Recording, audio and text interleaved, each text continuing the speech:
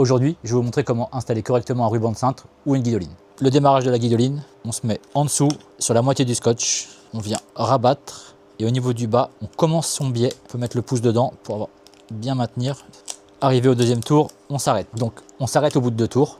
On va mettre en place le bouchon dans un premier temps afin de voir s'il épouse parfaitement la forme et la guido dans le cintre.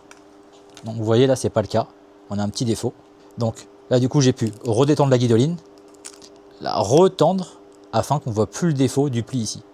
Je serre la capsule, on est bon.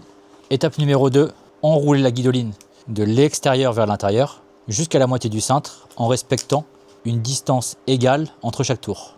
Donc pour ça, on peut utiliser les points de repère de la guidoline. Il y en a avec des points, avec des traits. Là sur la soupe à case, on a le milieu de l'étoile.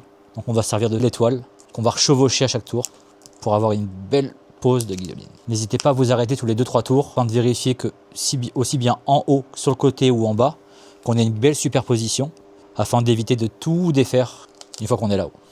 Nous allons arriver à l'étape fatidique du fameux 8, la partie où tout le monde va se chier.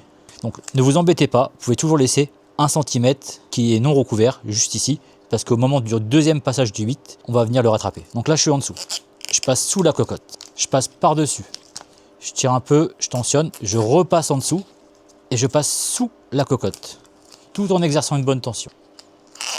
Ensuite, je repasse en dessous pour finir par-dessus. Et là, on a un 8 parfait. On peut le vérifier en reposant le cache de la cocotte. Qu'on ne voit pas la bague, on ne voit pas la cocotte. Pour la dernière étape, on va mesurer pour voir où s'arrêter avec le ruban pour être parfaitement symétrique. On a 13 cm. Donc on va remettre 13 cm, pareil, juste ici. Ça s'arrête là. Donc pour l'étape finale, on va commencer à couper au niveau du milieu de la cocotte, la guidoline, en coupant en biais jusqu'à l'arrivée, juste ici.